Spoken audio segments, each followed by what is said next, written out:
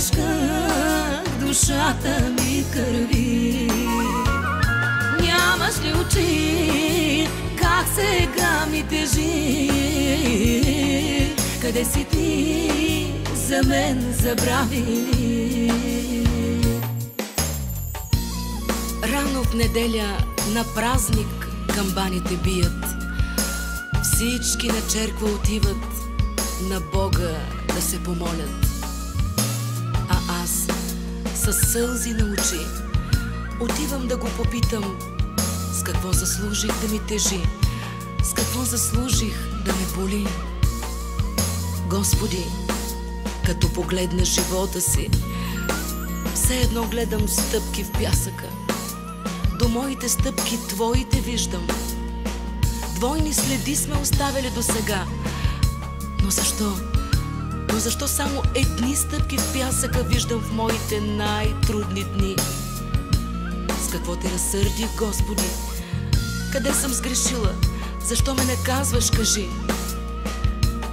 Тогава Бог ме погледна с любов, с ръка изтри сълзите ми и тихо, тихо ми каза: слушай ме, мое мило дете.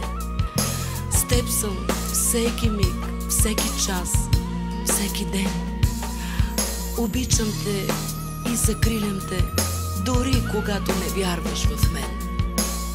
А в твоите най-трудни дни стъпките в пясъка са само едни.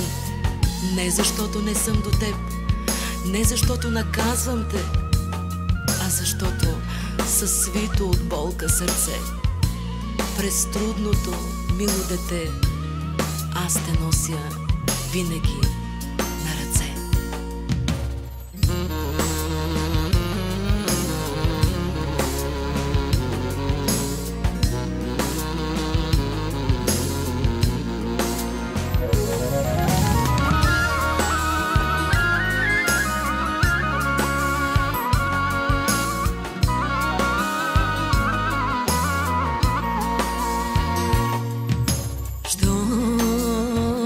Изгубя се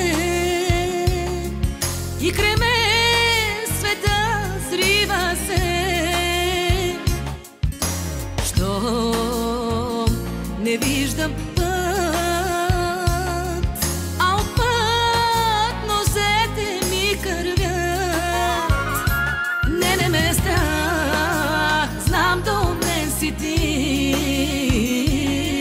Благодаря ти, мой Господи. Нека тази свеж днес за теб гори.